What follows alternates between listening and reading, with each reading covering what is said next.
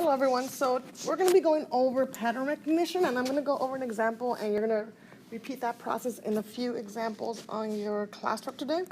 So what you're going to be doing is first you're going to be building figures 4 and 5 of the pattern. You're going to count how many units make up each figure. So when I say units, I mean like little squares, circles, or whatever shape it may be. And number 3 is what does figure 0 look like when you work backwards, and you're also going to draw that. So let's go ahead and look at our example here. We have figure 1, 2, and 3. As the figure goes on, we notice that the number of squares or units keeps on growing. So try to pause this video and see if you can draw figure 4 and 5 on your own. All right, now that you've had a chance to do that, let's go ahead and see where we're at. All right, so let's go ahead and see. So let's build figure 4 and 5. So we can see that our square is growing. So as you can see that, I'm just going to highlight the piece. So we know that this square right here is it's a 4 by 4. Here it's a 3 by 3. Here it's a 2 by 2. So when we move on to the next one, it should be 2 by 2, 3 by 3, 4 by 4. The next one would be a 5 by 5 with the 2 little pieces here. And then it's a 6 by 6 with the 2 parts here. So let's go ahead and see what that looks like. So there it is, the 5 by 5 with the 2 extra pieces. And then we have our 6 by 6 with the 2 extra little pieces on the end. All right, let's go ahead and count the units. So pause again and count them. All right, so you should have actually counted them and also recorded them at the bottom. So the first one has 6. Next one has 10, 14, 18, and 22, and so on. All right, let's go ahead and move on to part 3.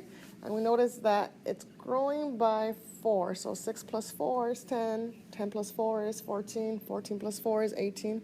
So as we see our pattern growing from figure to figure, it's growing by 4 units. So now for us to work on figure number 0, we're going to work backwards. So instead of adding 4 from figures 1, 2 to 3, and 4, we're going to go backwards from figure 1 to 0. So going backwards, we're going to subtract 4 in reverse. So 6 minus 4 would be 2. So we would just have 2 in our first figure, meaning figure 0. All right, so this is just an example for us to work off of for when you do your classwork. So we have 2 here. Now we're going to go ahead and describe the pattern. And when you describe the pattern, I want complete explanations, not just a generic answer. So we're going to describe how your pattern is growing. So like we said earlier, when I pointed out that this little square here is growing by 1 unit in each direction. So it's a 2 by 2, 3 by 3, 4 by 4. And then we always have the 2 little side pieces. So here would be an explanation I would want to see. So I notice that my pattern grows by 4 squares every figure. So that's me explaining how the number of units is increasing by 4 each time. But just me saying 4 by itself is not clear enough as to how the picture looks. So now I have to say how it grows by 4, visually what's happening. So I would say the large square grows by 1 unit in each direction, and there are 2 extra squares at the top and bottom right. So go ahead and copy this down, pause the video. All right, let's go ahead and answer number 2.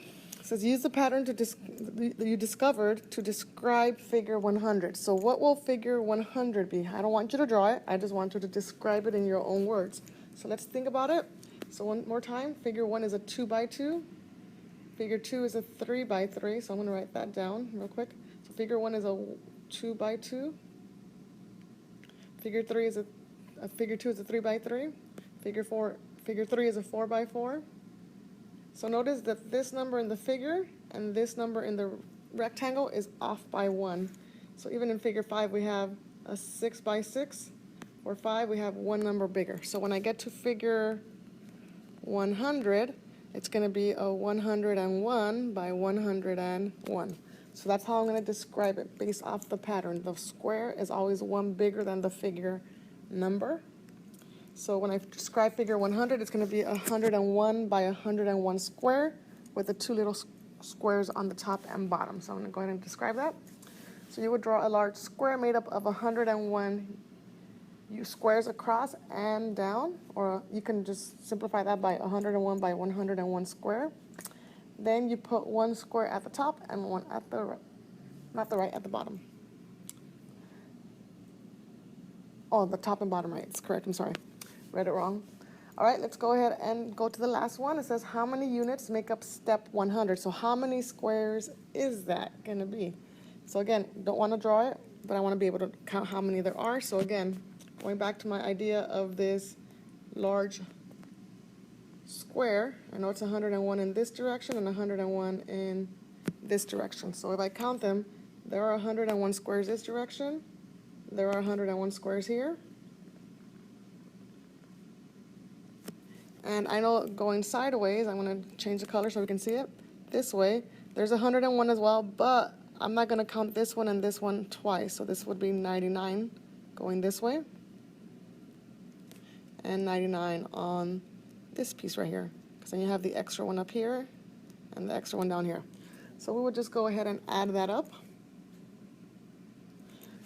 and that would give me the following, 402. So that comes from the 101, the 101, the 99, and the 99, and that's the square plus the 2 extra pieces, which would give me 402. So I would write this somewhere where you drew that picture somewhere on your page at the bottom. So make sure you have some kind of sketch. All right, so, and again, the reason we know this is because there are 102 squares all around, plus the 2 99s, and we get 402. So again, I think I broke it up a little differently for you guys earlier than what it's here. So the top and bottom row have 102 squares, and the columns in between have 99 squares each. So the 102 comes from the little extra squares at the top and bottom. All right, so that's pretty much it. Let me see. Now your turn is to do this same thing, again, describing well on your paper, on the classwork. I believe it's on pages 9 and 10, if I remember correctly. And you're gonna do this picture, do the same thing we just did. Second picture, same thing we did. And third picture, you're gonna do it 3 times. And we're gonna talk about something called linear growth. I'm gonna give you the definition, so if you can go pause this video and turn to this page. It's on page 10, I believe. So as we saw our picture growing, in this case, we saw it growing by 4. This is called linear growth, when it grows by an added amount. So if it's being doubled or tripled, that's not an added amount. So linear growth is just a pattern that grows at the same amount each time. A linear growth graph creates a graph of a line. So again, we see the word line in the word linear. All right, so then once you're done with this, you're gonna go ahead and answer these 2 questions. It's required, so make sure you answer it. And when you're done with this, we are gonna be working on the silent board game as a class. So make sure you're ready for it when I call it's time. All right, good luck and get started.